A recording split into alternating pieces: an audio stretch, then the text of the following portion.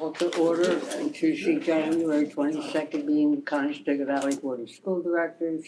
I'd like to welcome everyone that made it through the cold this evening to be here, and those that are joining us online. Will you please join me to pledge the flag? I pledge allegiance to the flag of the United States of America and to the republic for which it stands, one nation, under God, indivisible, with liberty and justice for all.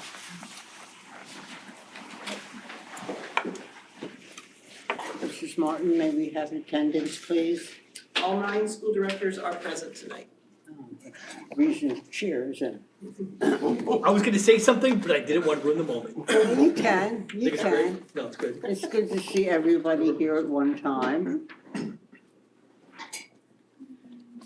This is finally our second board meeting of the month, having been postponed from last week. It's where most of our votes are taken, many of which are listed on the consent agenda, which includes those items which are routine or have been discussed at our work session 2 weeks ago. Our meetings have all agendas and related documents posted on the district website. Are there any changes, deletions, or additions to the agenda? No, there is not. Without any changes, I'll entertain a motion to approve the agenda. So Second. All those in favor say aye. Aye. Okay, we'll start with board commendations, which is the board's opportunity to recognize students and staff for extraordinary achievements. Congratulations to Officer John Werner, East Lampeter Township Police Officer, who is recognized as the Lancaster County SCRT Crisis Negotiator of the Year. Werner, who served as the district's student resource officer, has been a police officer for over 25 years and has been a member of the CERS Crisis Negotiating Team since 21. He is also currently in his second stint to be as an SRO or CV, and we're proud to have him with us. Congratulations to 2 Conestoga Valley High School football team players who were named to the Lancaster Lebanon LL League All-Academic Team following the conclusion of the 2003 season. The All-Academic Team is divided into first, second, and honorable mention selections. Proving brains and brawn can indeed go hand in hand. The first team were for those with a GPA of 3.75 or higher. Parker Brook, Garrett Daniels, Camden Zoll, Cordell Blair, Nathan Showalker, William Cheek, Eliza Tomach, Tal Stoltzfus, Dalton High, Justin Corson, and Brent Schneider. On the second team with a GPA of 3.5 to 3.4 are Kyle Jankowski, Soren Stoltzfus, and Jacob Stoltzfus. Honorable mention with a GPA of 3.25 to 3.49 goes to Joshua Fenninger, Catherine Jaron Stauffer, Ahmed Musin, Matthew Lopez, Travis Perez, Connor High, Sawyer Espinche, Seth Frankfurt. Congratulations to Conestoga Valley CTC students who traveled to Reading Muhlenberg C2C to compete in the Pennsylvania District Skills USA competition. CV had 3 of its students come away with top 3 finishes. Olivia Armstrong, the first place, Matthew Groffa, first place, and Eliana Laborer, third place. The Skills USA Championship is a premier showcase of America's most highly skilled career and technical education students. It's also one of the largest hands-on workforce development events in the world.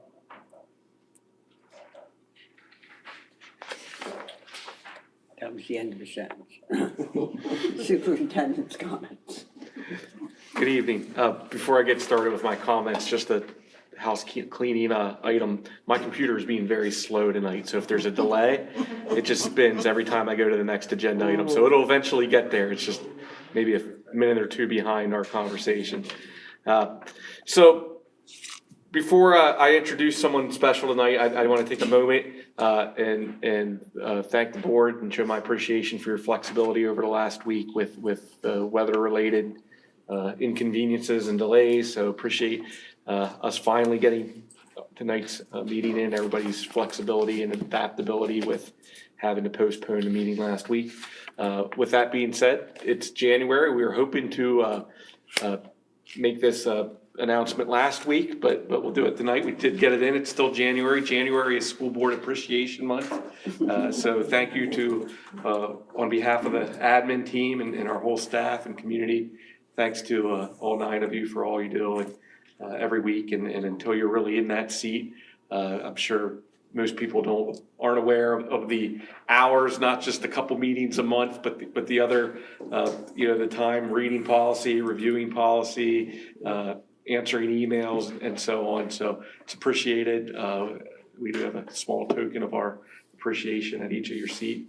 Figured we haven't given out any CV garb in quite a while, so everybody was probably due for something. So anyway, like I said, appreciate all you do, and it's a thankless position sometimes, but happy you're all here. So with that said, I want to introduce someone special tonight. We have a recommendation for a new assistant principal in the district. So Kelly Kime is with us. Kelly has been with us since 2016 as an elementary school teacher. Prior to that, she taught in the Westchester School District, correct? I did. Yes, so she has her teaching degree from Susquehanna University and her master's in curriculum and instruction and technology from Temple University and her principal certificate from Point Park University.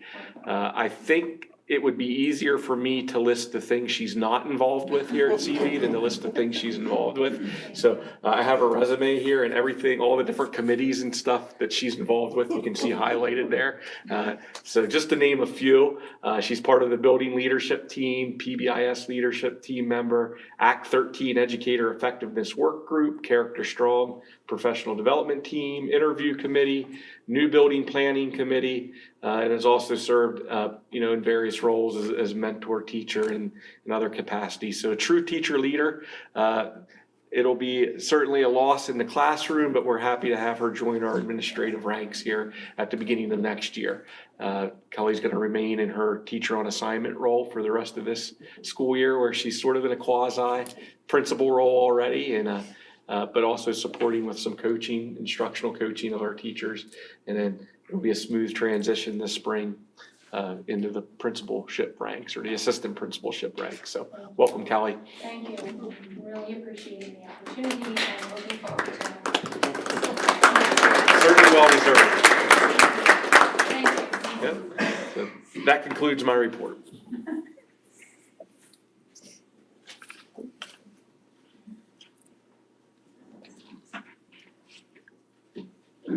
Are there any board comments? You haven't been active in anything in the snow? I attended the high school county orchestra festival, which was Saturday. So Mrs. Sheffer and 13 CV students were there. And that was with students from Lancaster and Lebanon counties. And so basically they come together for the day, never having played before, and practice all day, put on a concert late in the afternoon, and just did a fabulous job. It's really well done. So congratulations to those involved. Absolutely. Anything else?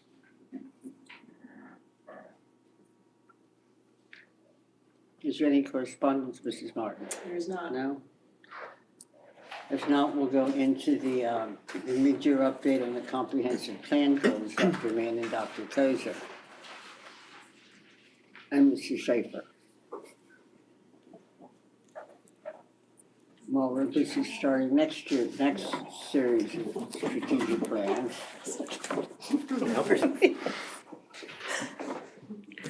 Okay, good evening. Last June, when Dr. Mann and I presented on the year 2 comprehensive plan, the board had asked that we also do a mid-year update instead of just once a year at the end of the year. They asked for a check-in, where are we on our year 3 goals? So that's what we're here to present to you this evening. You have 2 attachments. You have the PowerPoint presentation, and then you also have a document that looks like this. So our first slide, just to give you an overview, we had, when we started on this comprehensive plan in 2021, the board had made the decision to align the district goals, the school board goals, as closely as possible to those in the comprehensive plan.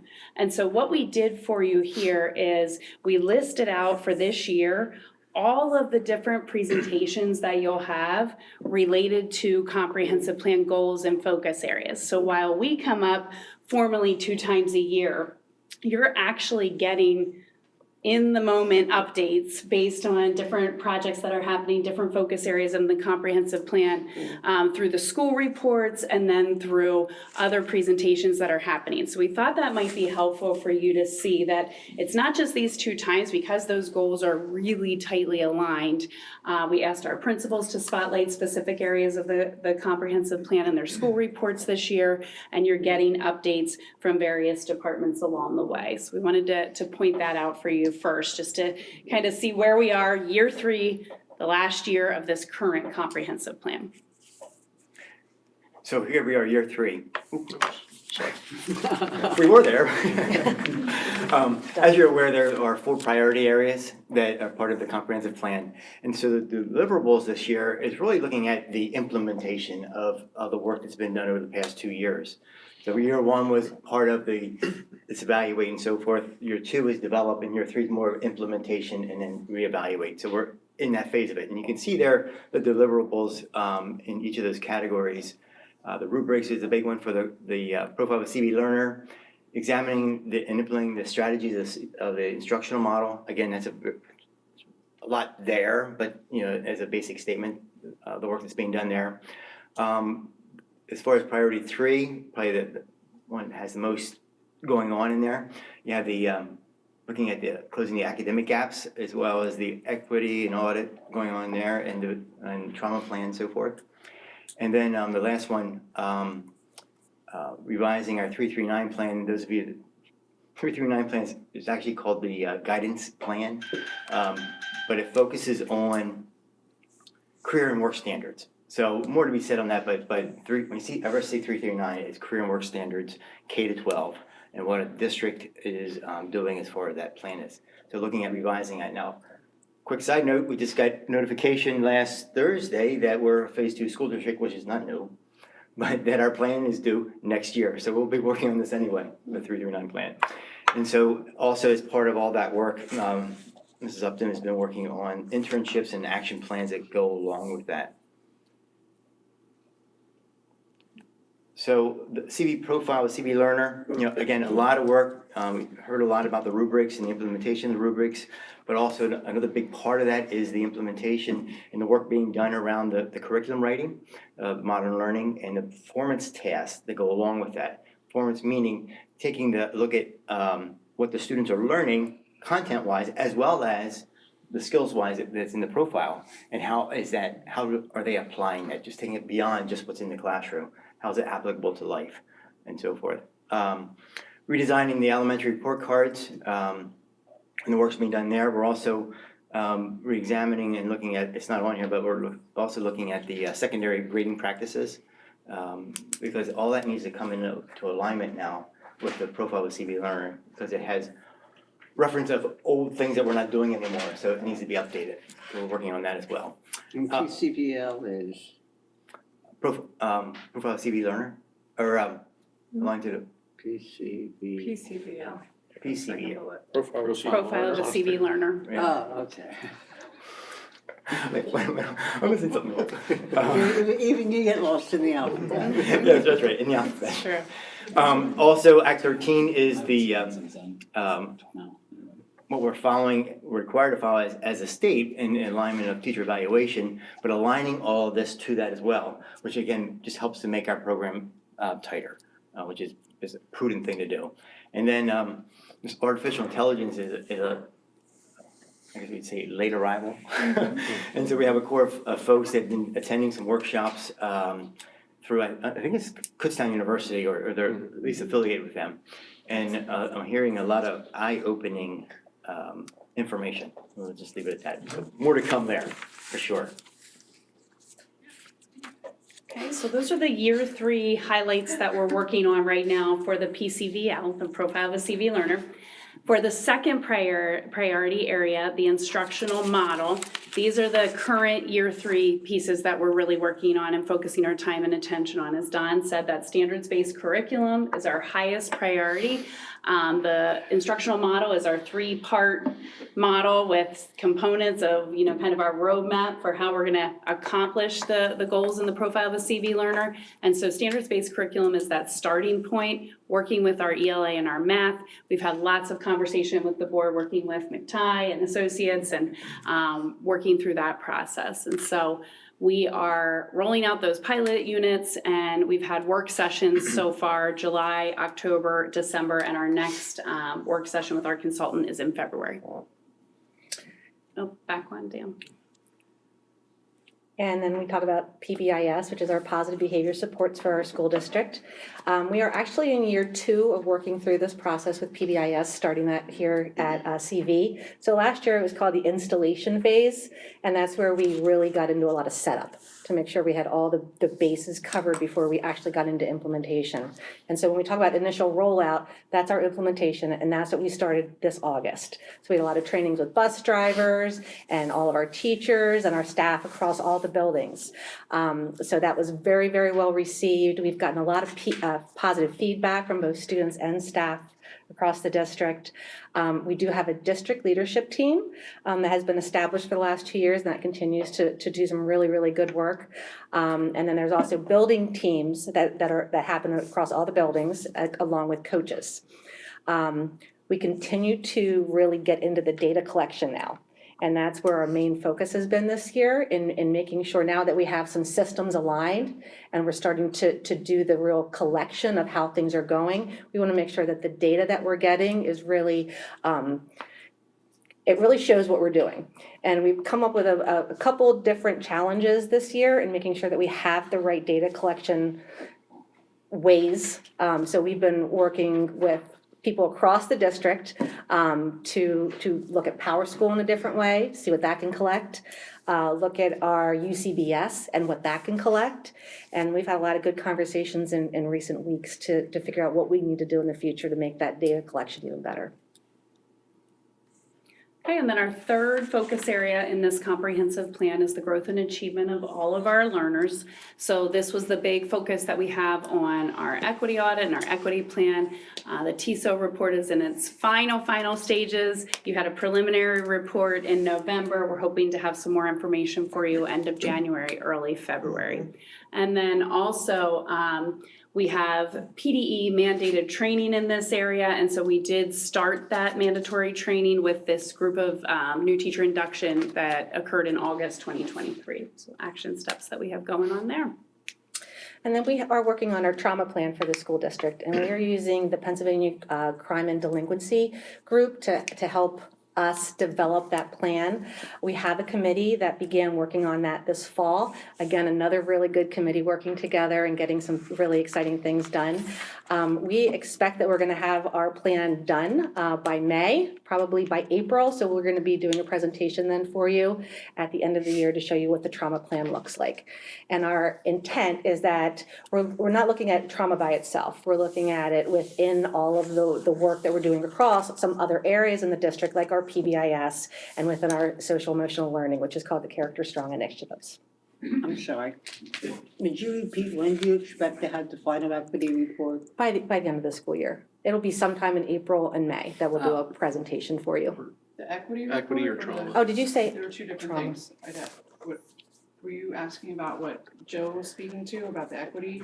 Yeah. Oh, We were hoping to have it at the end of this month. It's looking like it's going to be early February for Okay, you. that's what confused me. I'm thinking Chief January is about.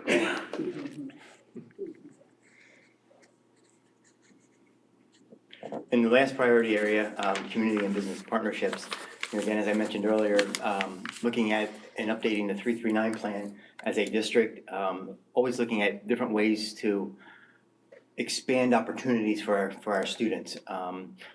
One, it's just the right thing to do, but also different ways to engage the community, which is, we're blessed in this area to have so many community members and opportunities for our students. So looking at how do we expand that.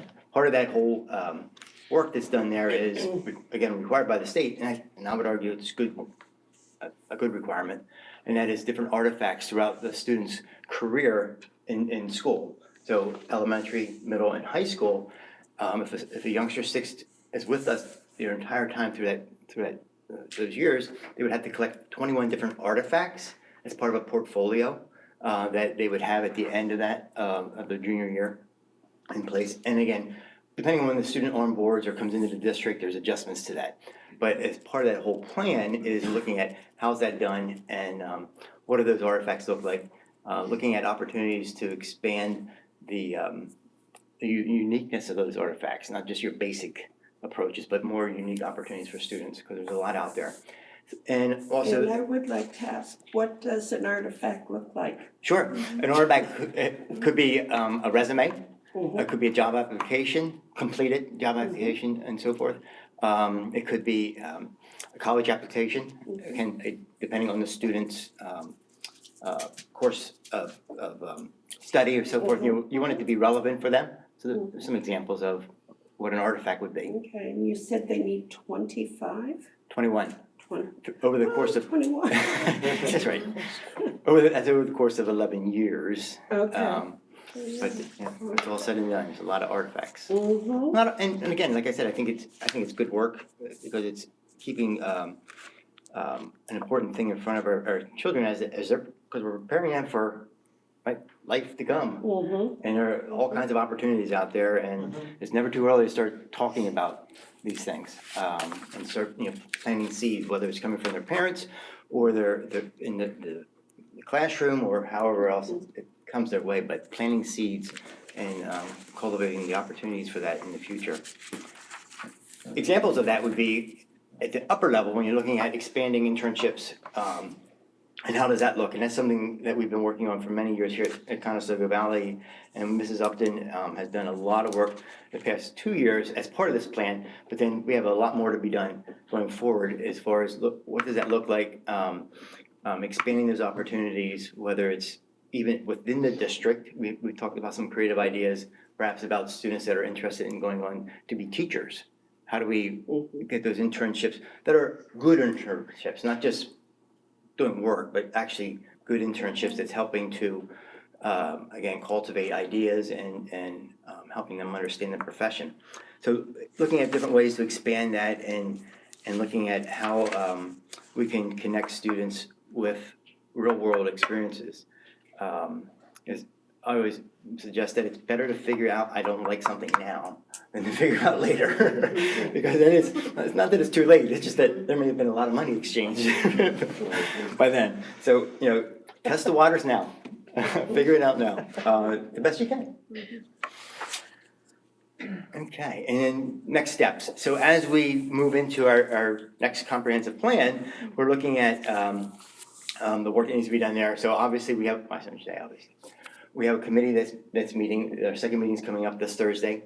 It's looking at taking current initiatives, things that are in play and ones that need to continue, and looking at how they are going to help be foundational for the work that's coming up in the next couple of years. So what are those things that are going to be carried over to help guide this process into the new plan? Yeah, it's pretty obvious that next year's comprehensive plan is going to be built right on top of this year's. Yeah. Yep. For Side, sure. quick side note, last night you were talking about teachers and getting kids who are interested in being teachers. Are you looking at a possible shadow program at like Smoketown, because it's the same campus because we're gonna spend a day, okay. And pre-K counts, Okay. yeah, because there are actually some jobs in pre-K counts now that our students could be working in. There's Right. some industry credentials there that could all be part of it. So I think we have a really, really good opportunity with the in-house pre-K counts. So it's like the middle school's there if they're Yeah. interested in secondary. Oh, yeah. Yep. Opens up a lot of doors. They do have students that travel to the different schools that teach read and get a feel about education. And it was interesting, we had we had a briefing probably about 4 or 5 years ago from students who completed that. And it was interesting because half of them wanted to pursue teaching, but the other half did not. Because of this real world experience, and they thanked us because they were about to go spend $200,000+ on an education degree that they decided that they did not want. That's the money exchange. So it was interesting. It's really good. Back alley. Any other questions? Thank you, appreciate that. Sure, thank you.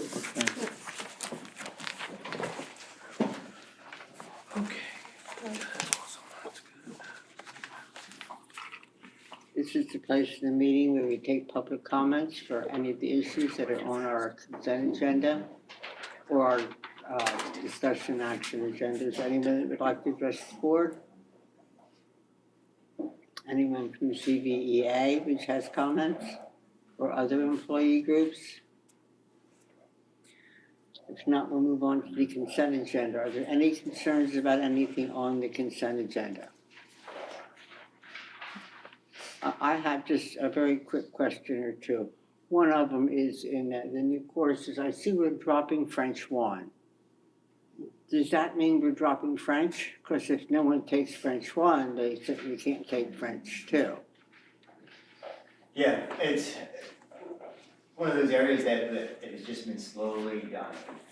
No interest in French. Right. Okay. Eventually phase it out. As, you know, we want to make sure those who are in the pipeline can continue through, you know, finish their goals. The reality is, it is just. Well, that's reality. We only offer them what they want to have. You know, otherwise it's a waste of a faculty member. Correct. The other thing was the construction budget. There were a lot of things listed on that with various priorities in different colors. Some was white, which I guess one had no priority. Are we approving all of those or just if we can get to them? It's just approval for us to have the ability to go out for bid. Not all of those are going to necessarily Okay. fit in the budget. So we're not actually approving all of that work. It's just Okay. giving us the ability to start. That going was out my for bid. only concern. All right, are there any other concerns? If not, I would entertain a motion to approve the consent agenda, items A through O. So moved. Second. We have a roll call vote, please. Dr. Martin? Aye. Mrs. Fisher? Aye. Mr. Hurst? Aye. And Mrs. Kapka? Aye. Mr. Talley? Aye. Mr. Gensel? Aye. Mr. Eby? Aye. Ms. Trowbridge? Aye. Mrs. Groff? Aye. The only other thing I'd like to ask, since we now have someone different where we turn over our delinquent taxes, at one time we had a very deep dive into how that's handled. Could you, at some point in the future, let us know how they're being handled? That might be different from what we had explained before? Sure. Okay, thank you. That takes us to our action discussion item from Raymond James, Mr. Kramer. We don't want to hear it unless it's good news. Thank you. Okay, move these around. Start these over here. Thank you. It's nice to be back. See some new faces. So for the new folks, we like to come out at least once a year to kind of give a state of the union, if you will, with respect to the district's debt, what might be happening in the market, what are some of the hot topics in our world that relate to Conestoga Valley School District. And so we'll keep it brief, but I think it's a good opportunity to ask questions. Along with the handout that's up on the overhead, I'm passing out the most recent rating report from Standard & Poor's for those folks who haven't seen it before. It's a very good opportunity to read about how others view you and your financial health. The folks in New York, you get a AA rating, which is very, very strong relative to your peers across the Commonwealth. Here in Lancaster County, you're one of a handful that carry the AA rating. So you've kept the financial house in order.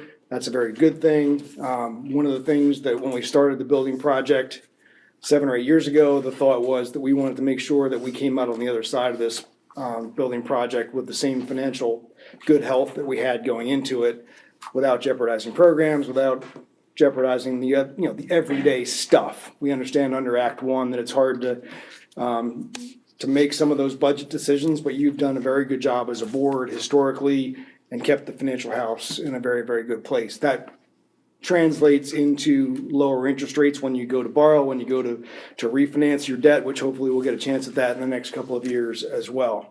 So with that, quickly, the first 2 pages kind of give you an idea of what's been happening with respect to interest rates. If you're paying attention at least a little bit as to what's been happening with the Federal Reserve and raising rates over the last several years pretty dramatically. We're now at a point where the Fed at the last meeting pivoted, if you will. So we finally said, hey, inflation's coming down, inflation's cooling, we're seeing signs that the economy is slowing, and therefore the expectation over 2024 is that we will have some ability to potentially lower interest rates.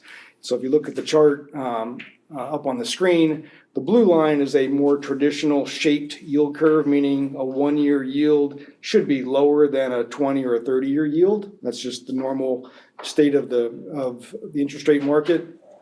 The red line is where we are today. You can see that the yield curve is what we call inverted, meaning that short-term interest rates are higher than some of the intermediate interest rates. That's because the Fed has raised rates pretty significantly over the last couple of years. Whenever we see an inverted yield curve, something's got to give in that scenario. And that's where we are today, which is the economy is likely to slow. The Fed's been putting the brakes on by raising interest rates. Now they've gotten to a point where they're probably going to slow it too much and they're going to have to go the other way. So anybody's guess as to what that looks like this year, I don't have that crystal ball, but generally speaking, the Fed's dot plot, if you will, the expectation for rates is they will lower rates later half of this year 3 or 4 times. Who knows? The beauty of that is, from a timing perspective, what we've done here over the last 6 or 7 years in terms of borrowing was largely at the bottom of the market. You locked in very, very attractive, historically low interest rates. Now, Adele and her team is able to actually take that money that's sitting in the bank and reinvest it at something north of zero. So it's working in your favor on the reinvestment side of the house. And we're going to talk a little bit later in the presentation to the extent there's a need as we come into the next couple of years for the projects and need additional dollars. Hopefully your timing is good that interest rates are back down and you might be able to take advantage of rates being in your favor at that point in time.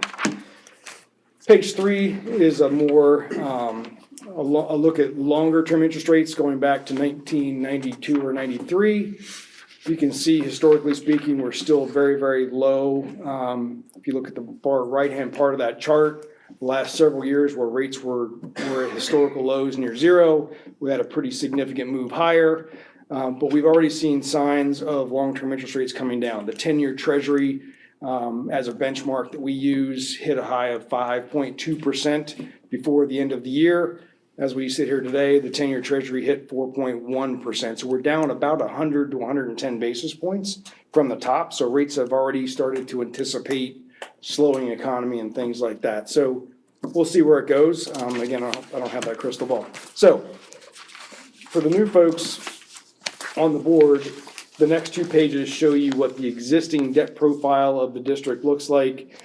In Pennsylvania, when we look at your debt, all of the component parts, they kind of look like they're all over the place, but you have to have level or declining debt in total. And so if you look at column 10, your what we call run rate for debt service, once you get past the next year or two, is levelized at $7.6 million, and it runs out to 2051.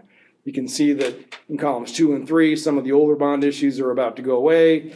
The 2019 bond issue, one of the first that we issued for the projects, going out to 2044, and then more significant columns 7, 8, and 9 that we just issued here for the recent projects. The next page is basically taking what is we refer to as your gross debt service and layering in some of the reimbursement that you receive from the Department of Education. You don't get very much reimbursement, unfortunately. Under Act 1, it's very hard to build your budget. There was a time where in Pennsylvania you could go through into a major building project and get reimbursed for that project if you were building classroom space and good space, where you would get 20 or 30 cents on the dollar back from the state. That's gone. PlanCon, for all intents and purposes, is dead. So we're gonna talk about some of the other alternatives to possibly get some additional funds out of the state for projects. But you can see the far right-hand column here, if your gross debt service is about 7.6 million, your net debt service is about 7.3 million.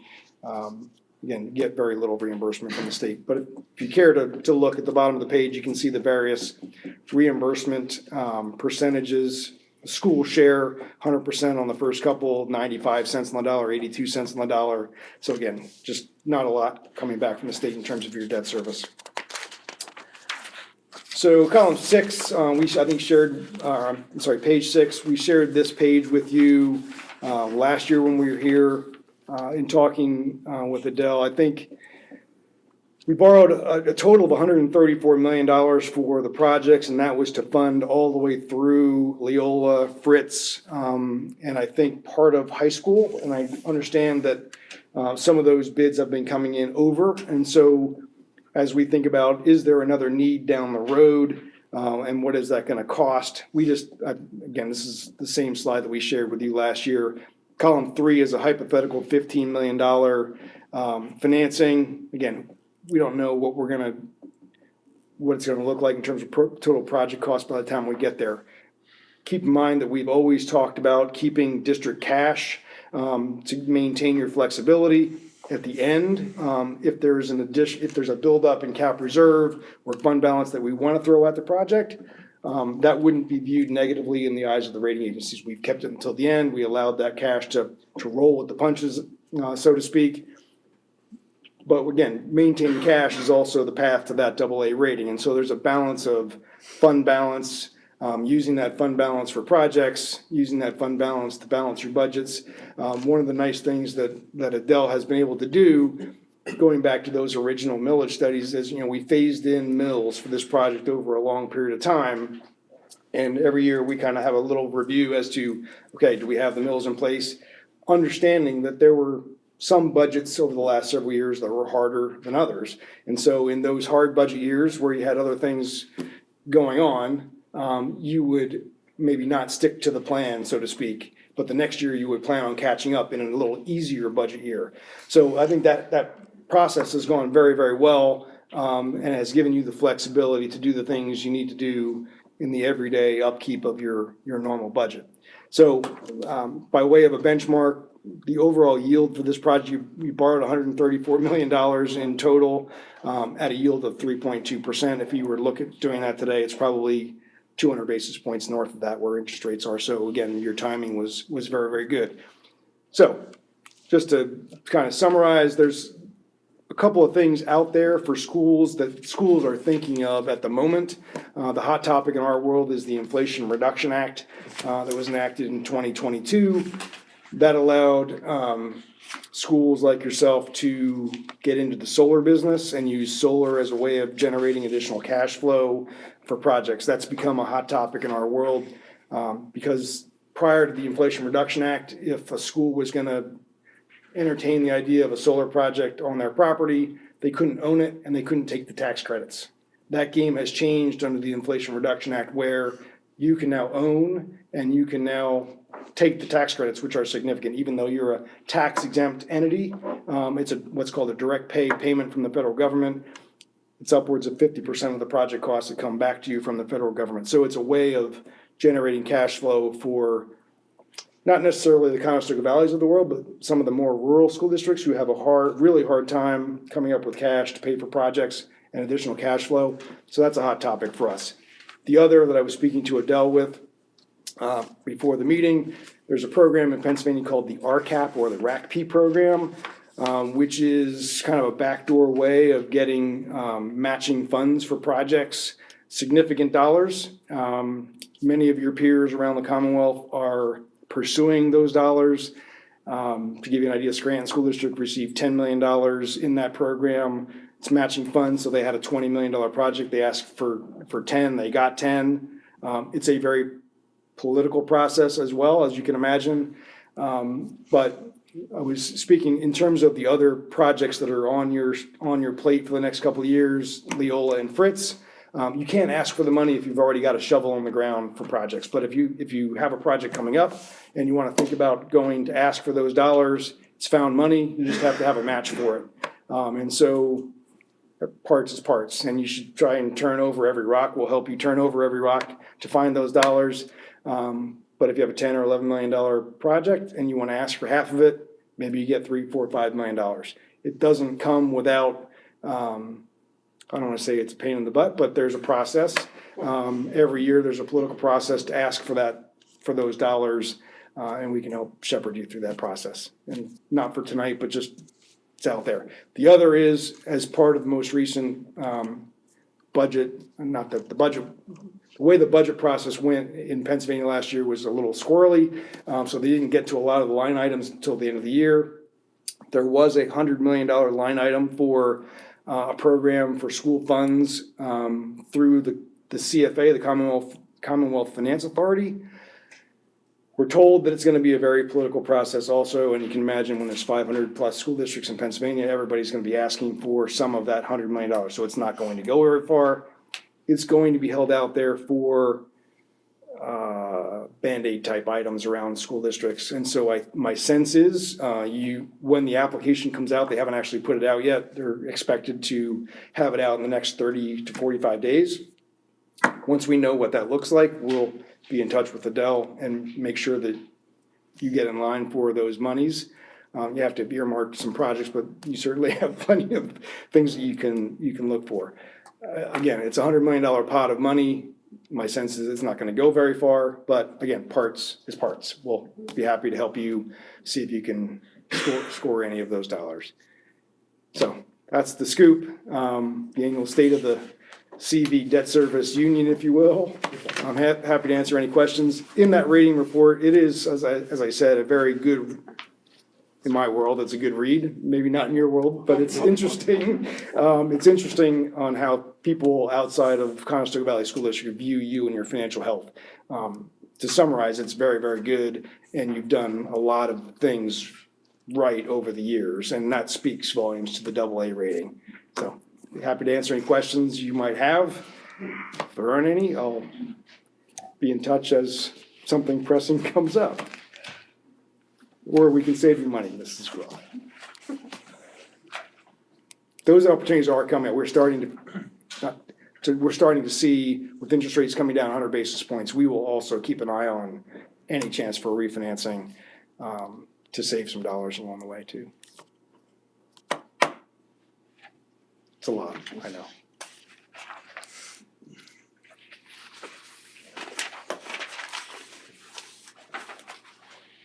That's it? No questions?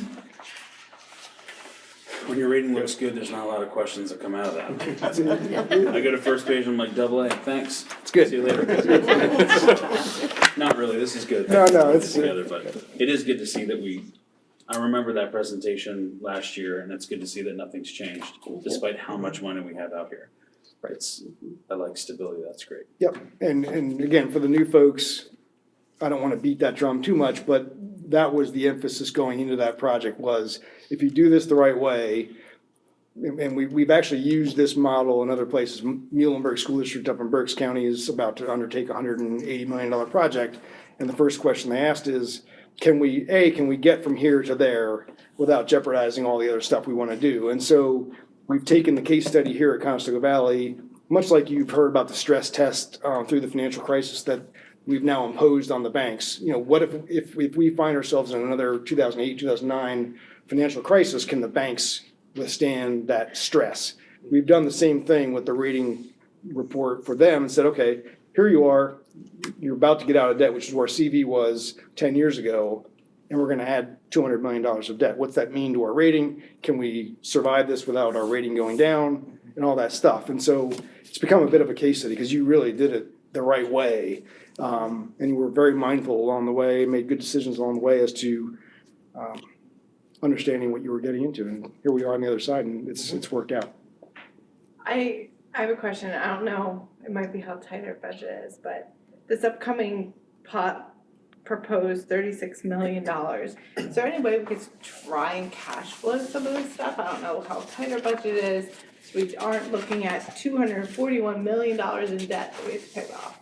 Like, that's what I'm looking at, that's, I mean, like, I understand, like, I don't know how much, and I know we can't have like a savings account and just lump it on the project. No, so that's a very good question. So this is a $15 million per project. The total payback is $36 million. Right. A lot of that comes because the structure is called a wraparound structure. That may not be the most efficient structure when we get to that point in time, because all the debt, as you can see, is layered in there at the end. Right. To answer your question, some of the things we would do to mitigate that would be to look to the RACP, the RCAP funding, to see if the need is 15 million and you can get 5 or 6 in free money, Right. that helps. To the extent we get to that point, and again, all of this goes into a point in time which you come to us and say, okay, we have a shortfall in the projects, how do we fund that shortfall? And at that point, we would say, okay, we have cash in the capital reserve. If that project's gonna be phased out over the next 2 or 3 years, maybe we can pay some of it as we go to reduce the amount that we borrow. So free money is good. Using our fund balance is prudent if it's done in a way that doesn't jeopardize rating and the overall financial health to just keeping the lights on. Certainly, yeah, those are good questions. And our job is to help you come up with the best solution to do that. Yeah, because I know the state ties our hands and, 100%. yeah, It's so, the money in buckets and has. under Act 1 in Pennsylvania, it is that's why we try and get that message. It's very hard, as you've been through the budget process, it's very hard to build cash. And so having a fund balance, once it's spent, it's gone, and it's very, very hard to put it back. But it's also hard when you're getting, the funding has done better over the last couple of years from the state, but it's just hard to build a budget, and especially if you have a building project on top of it. Again, I can't say enough about how you've weathered that storm and borrowed a lot of money and come out on the other side with the AA rating. That's pretty amazing. But again, there's a balance in cash, borrowing, taking advantage of every program that's out there in terms of free money if you can. And again, when and if we have that conversation, that's a political conversation that,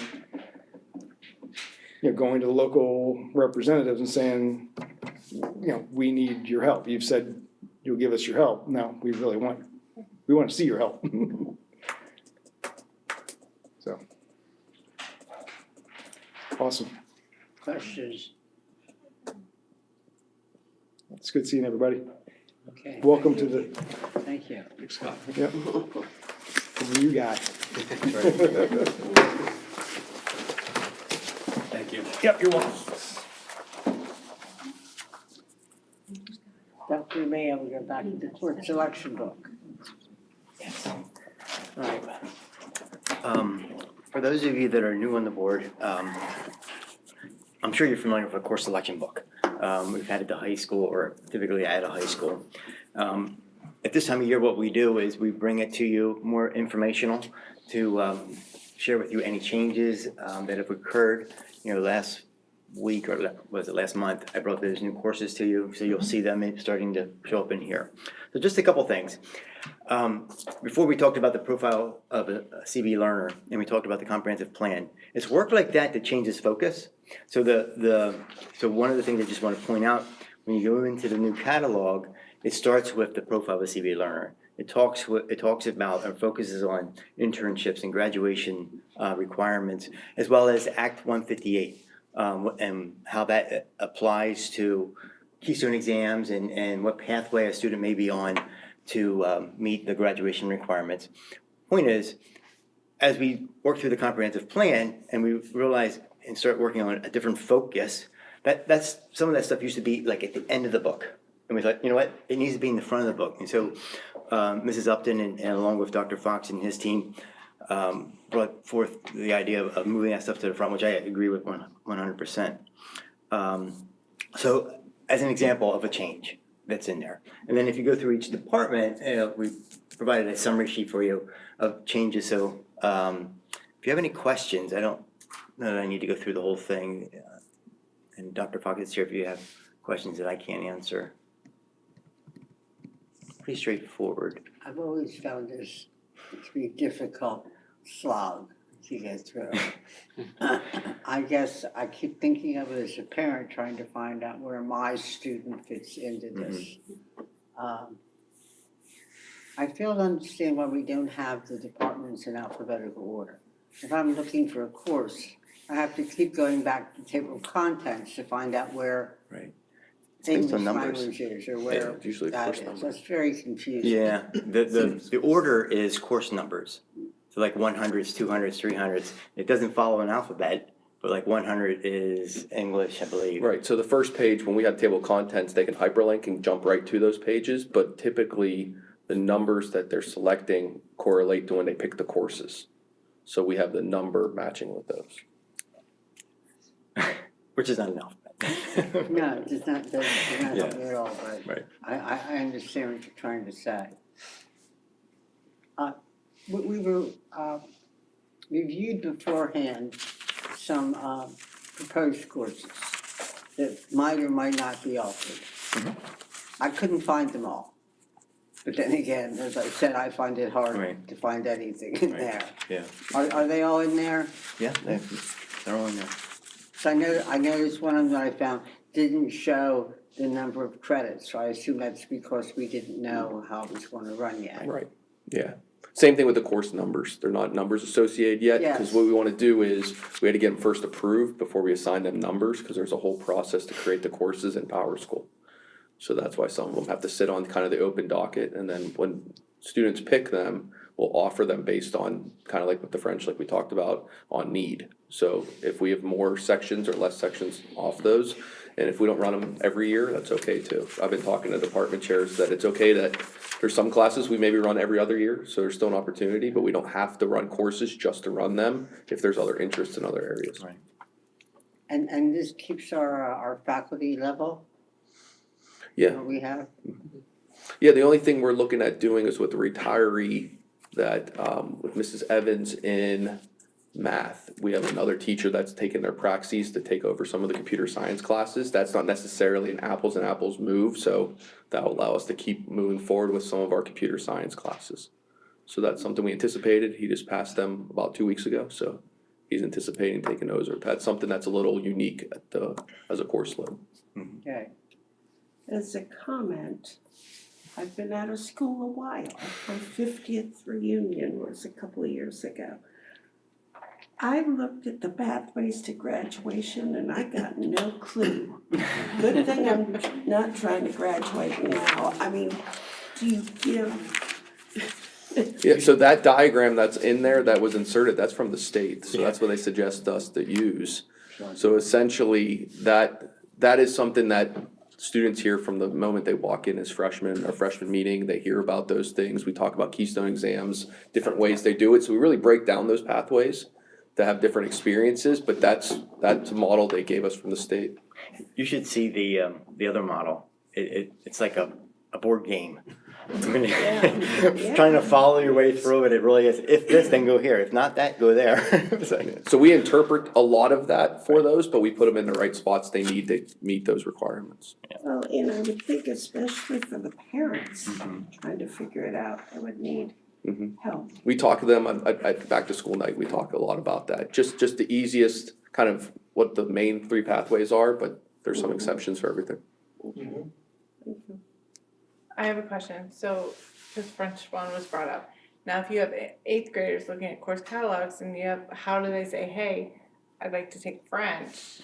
How do they show their interest? Do they have to get like 20 friends or whatever to take the class, or maybe a different language? Right. Yeah, they either could take a different language, but we also have one of our teachers got certified in French. Okay, So well, it I'm just saying doesn't like use- if they wanna learn Latin, Oh, right. something Oh. that's not your typical, Yeah. but they wanna be a doctor and they, We did Latin a couple years ago with We used to have partnership with Manheim Township, I thought, something No. like, or completely separate to Yeah. that. And then, yeah, we have interest in that, and then we've also looked into even something like American Sign Language, like that type of thing, thinking about that, if we got enough interest in those things. The Okay, well- toughest part is certifications. How would an incoming eighth grader looking at, like, how do they let you know that they're Express their interested in this interest. stuff? Oh, Is there like Yeah. a, hey, if there's something you don't see that you're interested in, let us know? Cause as a Yeah. freshman, they're gonna want language one Right, to get in before Right. they're senior. right. yeah, when we do we go and visit the middle schools, so when we Okay. do that, we make that part of the process. Not necessarily, we can always invite that to be something they could do, is like to share ideas that they have, but we go over there and actually a counselor and a principal will go over to the middle school and Right. help them with the actually course selection Right. process. The other challenging thing, another challenging thing just to keep in mind in all of this is finding a certified teacher to do it. Right. So French, for example, is part of the whole thing has been trying to find a certified teacher. FCS, for example, we just finally found somebody to fill a position, but there's a lot of, I shouldn't say a lot, there are areas out there that is hard to find certified folks. Latin, again, as a Latin student, being one of them, not that I'm a teacher, no way, but, but, Our neighbor's a Latin teacher, so. If there I'm gonna was see what I job. interest, would that be something to go through the virtual academy? I'm sorry, say it again? If there was enough interest, would that be? Yeah, good question and good point. Yes, there are opportunities. You know, I'd have to defer to Mrs. Upton a little bit, because I've been a little bit away from it, but back in the day, when I was doing it, so, part of K-12 was associated with Middlebury, which is in Connecticut. It's a language specialized university, which is great. And I don't know if we still have those connections, but there are opportunities like that we potentially could explore, especially with our partnership with the IU. You know, if we don't have the certified teacher, we may be able to leverage another, you know, through that partnership, but it would be through the virtual academy. So that's a good point. So at some point, some of these kids can almost write their own curriculum. And that's the idea, is to give them enough pathways to figure out which way they want to go and what they want to do course-wise and some of those things. So we think the new courses are taking us in that right direction. Seems like they should get credit if they can figure it all out. Yeah. That's introductory credit. Yeah. Give them a quiz on the curriculum book. Right. How do the, just because we had talked about it earlier, but into the pathway to graduation, how do the 21 artifacts fit in there? Or is that too complicated of a conversation? No, Since we don't not have- necessarily. We have, I'll say mechanisms built in. So for example, the ninth grade career class, the way that operates, part of the focus of that class is the direction of looking at artifacts. Sophomore class, 21st century skills, again, we have it built in there. But I will say, you know, these are areas that we've talked about in the near future, updating and revising, you know, bringing more in line to the profile. But we have courses built into the process Gotcha. to help guide it. Which provides some of them, I imagine, so some of the artifacts will Yeah. come from Oh, those right, from- courses, correct. but not all 21. Oh, no, 21 is the course of since over elementary. So are they being recorded from elementary on? Okay. Yeah, there's, Yeah, we report those to the state. right. So to answer sort of your question, there is no state, the artifacts, the career, college and career, those artifacts, there's no accountability for graduation requirements for a student for those.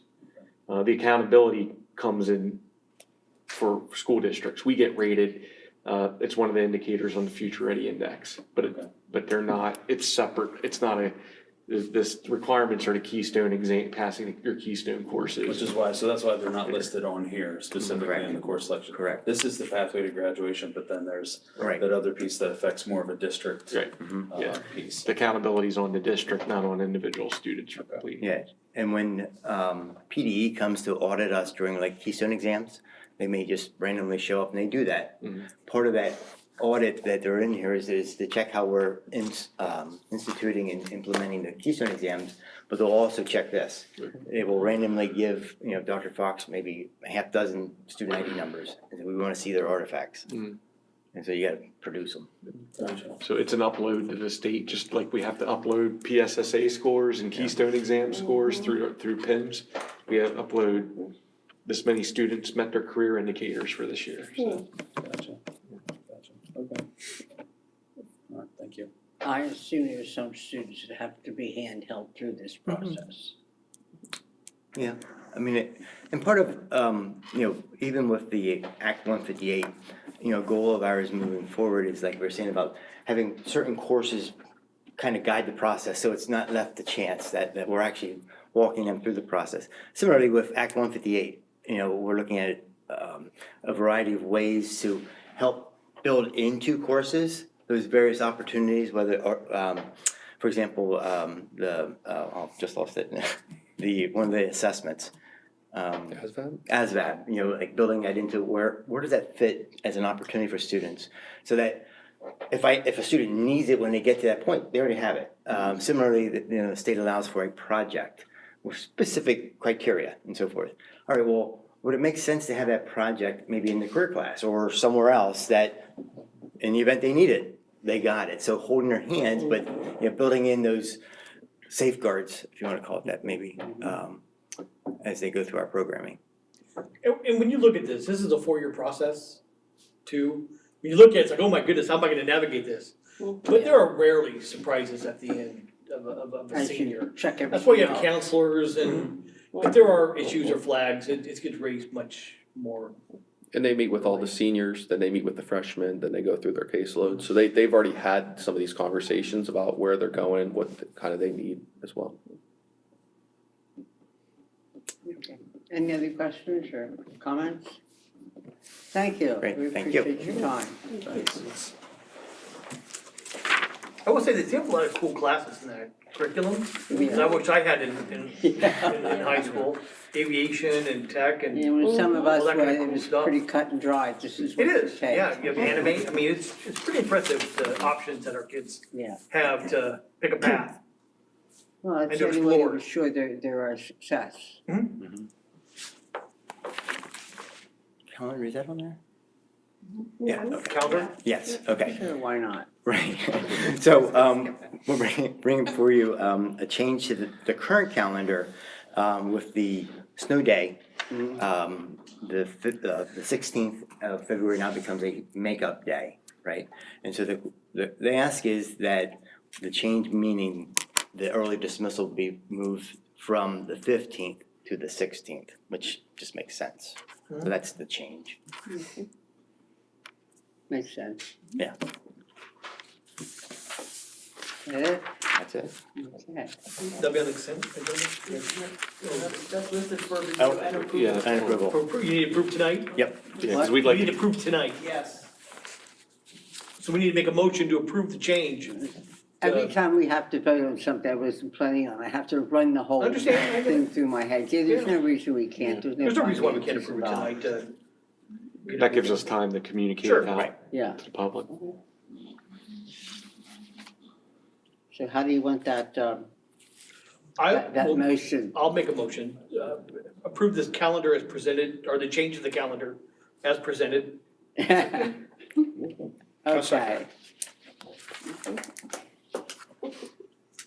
You want a roll call or now I want a just, second. I said, Oh, I'm Yeah, sorry, no. seconded. All in favor, say aye. Aye. Aye. Opposed or abstentions? No. No money involved, we can just. Thank you. Okay, that moves us down to our information agenda. Any questions about the finance and operations reports? I know they can be long with the curriculum and instruction reports. Anything to question in there? Then we'll move down to the IU reports. The IU report has a whole bunch of changes. This time of year, so much that happens. Title IX, that's still hanging out there. The Supreme Court has refused to review the latest appeal. That means what will stand is what the US Circuit Court rules. Unfortunately, there's a dozen or 19 circuit courts, and they've all ruled differently. So wherever you live, what's right and legal is different than what it is if you live somewhere else. I don't even want to pretend to understand it. But that's where we stand. The other thing on the federal level is the education department has come up with their sort of pathway to improving student performance. And surprise, surprise, number one is attendance. As I've often said, if you're not here, it doesn't matter what else you have. The other is tutoring and recommendation for there being out-of-school learning activities. I don't think they've come up with anything that everyone else hasn't come up with. I would add that there's a webinar on January 25th, that's this week, on school violence prevention programs from the Department of Justice Orientation Policy Service, if anyone's interested in that. And amazingly, cursive is still on the agenda. Now there's talks about there being penalties if you don't teach cursive. I don't know what else they're gonna have us teach, but that's the only thing changing as far as that. PSBA has come out with grade level data. If you want the report, I have a copy of it I got at PSBA. I just followed CV. Our attendance over the last 10 years has dropped 4.69%, which is just a little bit higher than what the whole county average is. So that's just nothing unusual there. PSBA does have the funding system reports if you're really interested in plowing through them. You can almost just look at the index or the chapters to see what issues they bothered to attend. That's the majority report they sent me. School Safety Summit Institute, I already gave you. If anyone is interested in our applying for great schools accreditation, just let me know. That used to be called the Distinguished School Board Award. Many years ago, it was an application about this thick. Only a few schools ever got it. We were the first. I don't know if you're interested or not. It seems to me it's pretty simple to get. I'm not sure what value there is to it, but we could do it if you'd like to. Other committees.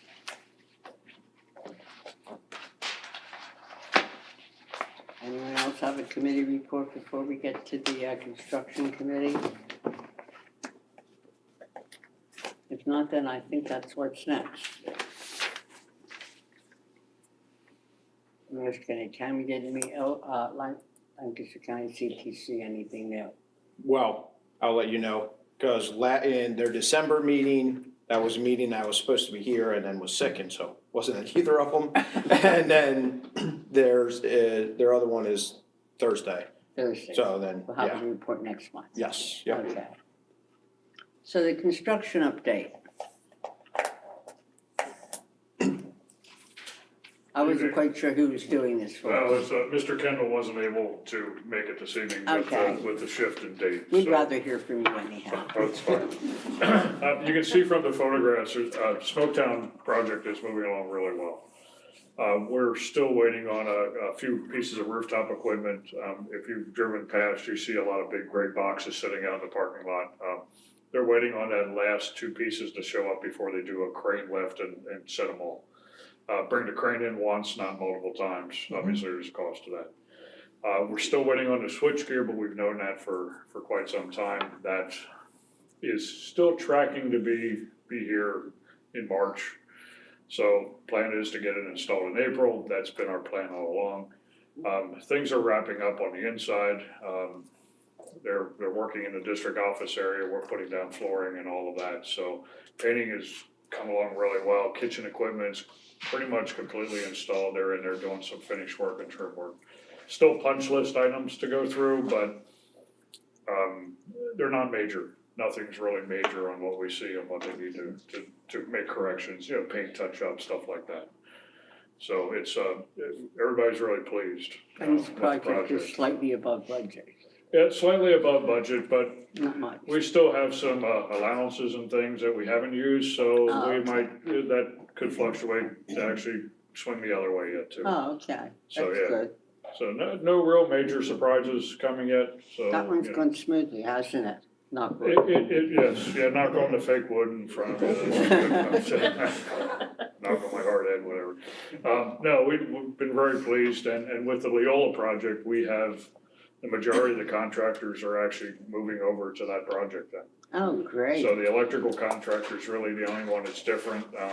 They ended up not being the low, they ended up being the high bid, so on Leola, so. But I've worked with the other contractor that got the Leola project. They've actually done work here in the past, here in the district, so I have no issues or concerns there. What's an end date for that one? That one is, so we're gonna start this summer. So it's 24, 25, 20. Be 26, right? It'd be 26, yeah. For Like- September Like 26th? January, February of 26, yeah. And then we would move into 26, 27 school year. That'd be just like what's gonna happen this Yeah. summer, just the same change 2 years from now. Right, yeah, we're not doing, and that gives us that room to slide if we do get a hiccup or find something that we're not right up against it, you know, And so. it gives us some time without the kids in the building. Exactly, yeah, we get to shake it out, make sure everything's good to go, get furniture moved in and have it ready to roll, so come June, we move everything back over from Smoketown to Leola and, you know, at least the belongings, and they're ready to go in the fall with a fresh start. And then you get a good night's sleep.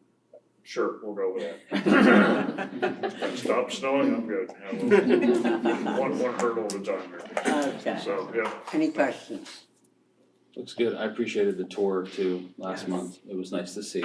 Yeah, a lot of progress has happened, so. Has Principal Hernandez like spit in the room that she's claiming as her office yet? We're going Thursday morning Yeah. again to Yeah. Island. No, she's been there several Quite a times, bit. yeah, we've gone through with, some specific staff, just looking at areas, with regards to having discussions on specific needs, furniture wise and that type of thing.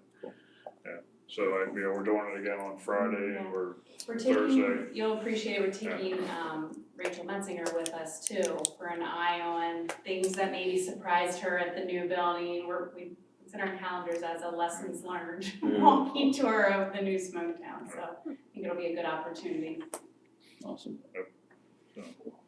All right, Thank you. great, thank you much. Any other reports? At this point, is there anyone from the public who would like to address the board on any issue? Any board members that have concerns they'd like to bring up? I don't have a concern, but I should have brought this up earlier. That's I just okay. wanna thank you, Kelly, and Jill, and Katie, but she's not here to thank, but pass it along, please, of your work at Smoketown and your teacher on assignment role. Thank you. Thank you, much appreciated. Thank you. It's never too late to compliment. Anything else? I was gonna I was very pleased to read the positive progress that's been made on that. That was quite an issue. Yes, it is nice to finally have a construction project that's going smoothly, isn't it? I was talking more the classroom Yeah, issue. yeah, absolutely. Anything else? If not, we're going to end this, and we will adjourn for legal and personnel